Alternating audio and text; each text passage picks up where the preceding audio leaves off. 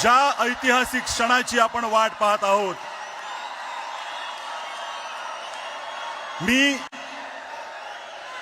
त्या दोन्ही नेत्यांना विनंती करतो, त्यांनी ह्या मंचावर यावं आणि मराठीचा आवाज किती बुलंद आहे ते दाखवून द्यावं.